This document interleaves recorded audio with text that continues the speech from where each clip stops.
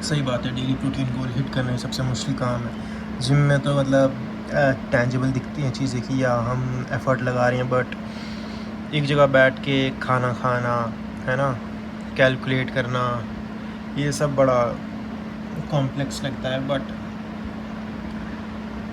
70% is diet and 30% is training. वैसे तो ऐसा होता नहीं कुछ, 100% ट्रेनिंग 100% डाइट है।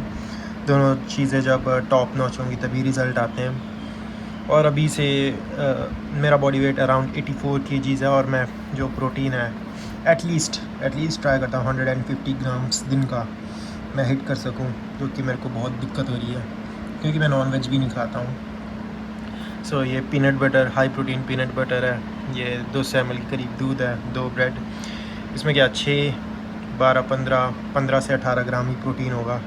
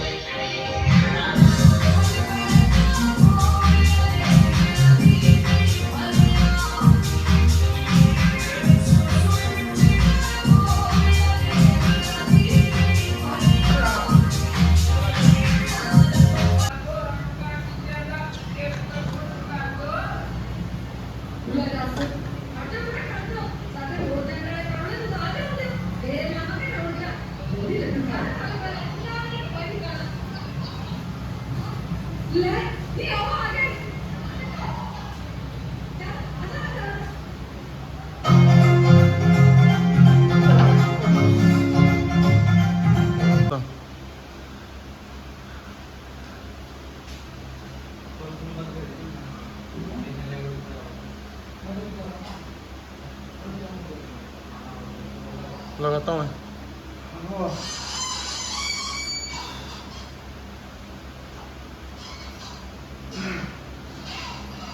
जल्दी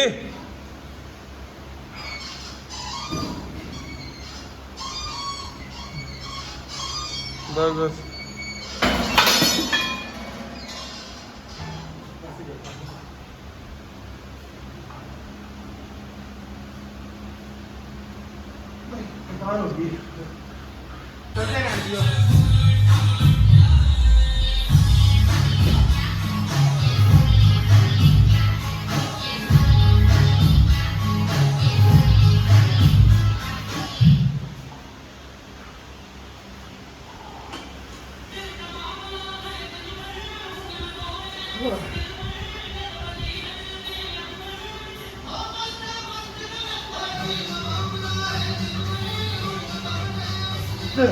बस फोम भी खराब होगी।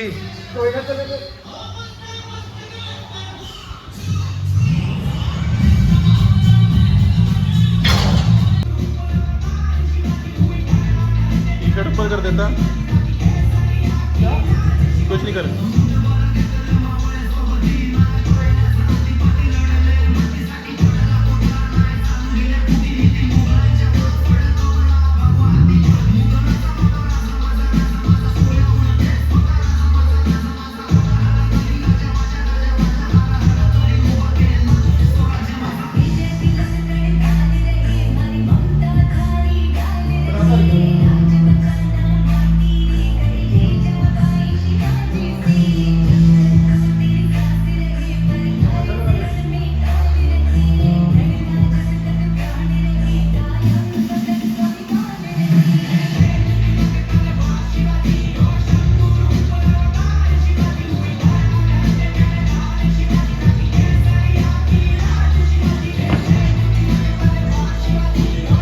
कमर से ऊपर।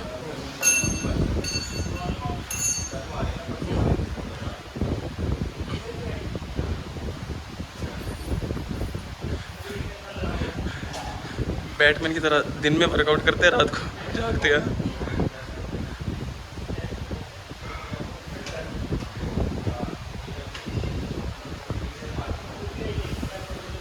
भाई फैन की हवा मेरे हाथ में पड़ रही है और मेरा हाथ हिल रहा है, काँप रहा है, इतनी तेज़ हवा है।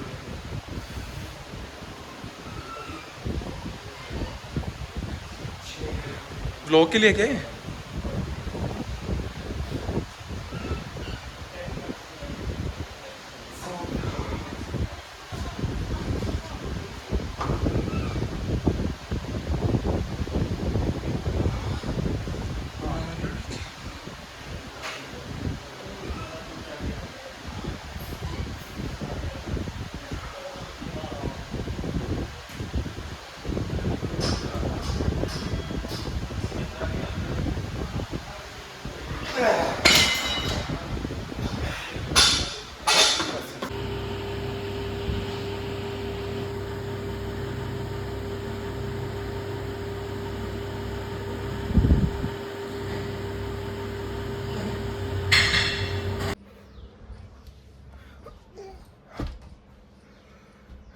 सो जिम से आ चुके हैं। अब नहाने धोने के बाद ये गोल है कि लास्ट डे जो मैंने मॉक टेस्ट दिया था उसमें मेरे आए थे 184 marks out of 300 AFCAT का जो मैंने एग्ज़ाम दिया था। एंड मैं उसको फिर से रिव्यू करूँगा क्योंकि इस वाले मॉक टेस्ट में मतलब कंपाउंड इंटरेस्ट और डिस्काउंट वाले जो क्वेश्चंस आते हैं दे वर रियली हार्ड, एंड उनको रिव्यू करूँगा और ईज़िली मैं कैसे सॉल्व कर सकता हूँ वो फिगर आउट करूँगा। एंड देन जो मॉडर्न हिस्ट्री के कुछ एक क्वेश्चंस थे जिनमें मेरे को कन्फ्यूजन और थी तो उनको एक बार रिजॉल्व करूँगा। एंड 15 डेज़ बचे हैं मेरे एफ कैट एग्ज़ाम को, 26 अगस्त को है। एंड होपफुली इस बारी मैं अच्छे मार्क्स से क्लियर करूँगा। उसके बाद फिर भी SSB आ ही जाती है। अगर आप लोगों को SSB नहीं पता है, सो SSB is a 5-day procedure, interviewing procedure. तो अपने आर्म्ड फोर्सेस के लिए, आर्मी, एयरफोर्स, नेवी, इन तीनों के लिए, कोस्ट गार्ड के लिए भी SSB होती है। और फर्स्ट डे होता है हमारा स्क्रीनिंग टेस्ट जिसमें एक ऑफिसर इंटेलिजेंट रैंकिंग टेस्ट होता है जिसमें रीजनिंग के क्वेश्चंस आते हैं। 2 टेस्ट होते हैं, एक नॉन वर्बल और वर्बल।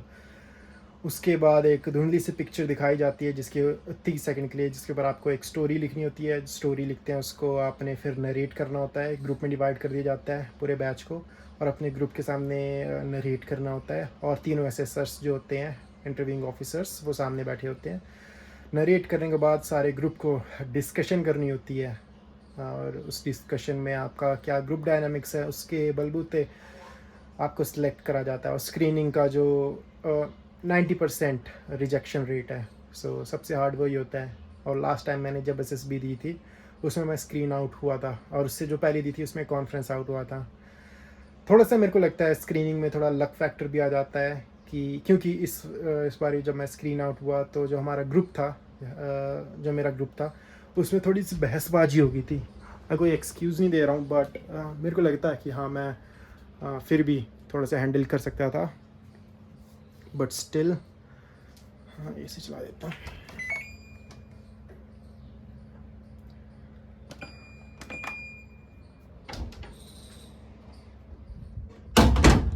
ये मैं खुद को कभी मैंने एक्सक्यूज़ नहीं दी कि ग्रुप की बहसबाजी होगी तो इस वजह से मैं स्क्रीन आउट हुआ, बट स्टिल एक थोड़ा सा मेरे को लगता है लक फैक्टर होता है। और इस टाइम और भी अच्छी प्रैक्टिस करने वाला हूँ।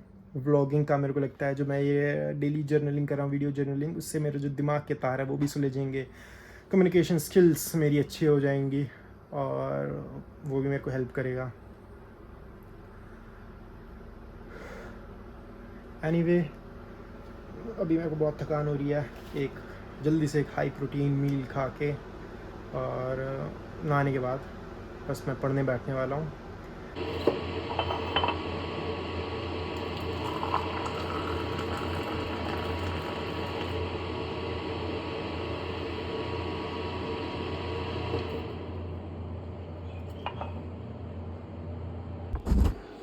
तो पढ़ने का समय हो चुका है मेरा और मैं पढ़ने वाला हूँ महाजनपद। ये एक एंशियंट हिस्ट्री का पार्ट है और महाजनपद जो थे, इसको मैं एक छोटा सा एक्सप्लेन करना चाहूँगा। जैसे ट्राइब्स होती हैं ना, छोटी छोटी ट्राइब्स होती हैं, ट्राइब्स मिल के ढेर सारी ट्राइब्स मिल के एक डिस्ट्रिक्ट बनाती हैं जिनको जनपद बोलते हैं, और ढेर सारी डिस्ट्रिक्ट मिल के जैसे स्टेट बनाती हैं, वैसे ही ढेर सारे जनपद मिल के महाजनपद बनाते हैं। ऐसे टोटल 16 महाजनपद थे according to Buddhism, Buddhist literature, और जैन के हिसाब से, जैनिज़्म के हिसाब से 13 थे, कि जितना जौन सा धर्म प्रोपगेट हुआ उनके हिसाब से उतना था। और वैसे तो 16 थे, बट टाइम जैसे जैसे आगे जाता गया वैसे ही ये जो है ना 5, मगध, अवंती, काशी, कौशला और वज्जी, ये सारे मेन रह गए थे। और जो मगध था उन सब में से वो तो सबसे ज़्यादा मेन था, लास्ट में यही मगध बचा था। अगर आप लोगों को थोड़ा सा भी इंटरेस्ट है हिस्ट्री के बारे में, और आप लोगों ने अगर महाभारत भी सुनी है, तो महाभारत में एक राक्षस होता है जरासंध नाम का, और जरासंध को भीम मारता है, और जैसे बीच में से फाड़ के वो रेसलिंग करते हैं, रेसलिंग मैच, उसको शायद मल्ल युद्ध बोलते हैं, वो जो भी है, रेसलिंग मैच कर रहे होते हैं, और जो भीम होता है बीच में से फाड़ के जरासंध को राइट वाला हिस्सा लेफ़्ट में फेंकता है और लेफ़्ट वाला राइट में फेंकता है, ऐसे मारता है। कृष्ण जी उनको इशारा करता है भीम को कि वो लकड़ी के थ्रू, लकड़ी को बीच में से काटते हैं, राइट वाला लेफ़्ट में और लेफ़्ट वाला ऐसे करके भीम मार देता है उसको, जरासंध को। और जो जरासंध होता है वो किंग होता है जनपद का, जिसकी मैं अभी बात कर रहा था। तो और जब मैं ऐसी छोटी छोटी चीज़ें जब पढ़ता हूँ ना, तो मैं बड़ा ही फैसिनेट होता हूँ, क्योंकि जब हमारी हिस्ट्री है, जैसे महाभारत होगी, रामायण होगी, हम उसको एज अ मिथोलॉजिकल मानते हैं कि ये मिथ था, है ना, ऐसा कुछ हुआ ही नहीं है। ऐसा कहा जा सकता है कि हाँ, बहुत ही ज़्यादा एग्जैजरेट करके या प्रोफाउंडली, ओवर प्रोफाउंडली करके दिखाया गया हो, या फिर बढ़ा चढ़ा के चीज़ों को बताया गया हो। और ये सब भी करने का एक रीज़न होगा ना, कि मतलब जो भी स्टोरीज़ थी वो जितना हो सके उतना टाइम में आगे तक प्रोपगेट हो पाएँ, और इन स्टोरीज़ के थ्रू कुछ मैसेज या फिर कुछ सीख जो थी आगे पहुंचानी थी, ये इनका मेन पर्पस था। और वैसे भी अगर ये स्टोरीज़ एक्चुअल में घटित हुई थी या नहीं हुई थी, उससे हमें कुछ लेना देना होना भी नहीं चाहिए। रामायण हुई, उनमें राम हुए, उनके कुछ कैरेक्टर्स, ट्रेट्स थे, उन ट्रेट से हमें जो है मतलब होना चाहिए। जैसे राम जी ने श्रीलंका गए, इतने बड़ा युद्ध जीता, सोने की लंका जीती, और वो सेक्रीफाइस कर दिया। अयोध्या में थे, अपने पापा की बात मानने के लिए पूरा 13 साल के लिए जंगलों में रहे। मतलब इतना ज़्यादा मतलब आसानी से किसी भी चीज़ को सेक्रीफाइस कर देते थे, वैसा उनका नेचर था। और हम्बल भी थे, being a great warrior and being a great Prince, he was still so humble कि शबरी के जूठे बेर भी खाए इन्होंने। और इन्हीं करैक्टर ट्रेट्स से हमें मतलब होना चाहिए। और महाभारत से वैसे कुछ कुछ सीखे हैं जिनसे हमें मतलब होना चाहिए। और हाँ, बस ये बातें तो होती रहेंगी। अब मेरा पढ़ने का टाइम हो चुका है, और वैसे तो मैंने आज ज्योग्राफी पढ़नी थी, और ज्योग्राफी के भी कुछ माइक्रो टॉपिक्स लाइक रॉक्स और सॉइल्स के बारे में, इंडियन सॉइल्स के बारे में, dams, reverse, Ganga river system, ऐसे माइक्रो टॉपिक्स के बारे में पढ़ाई करनी है मैंने।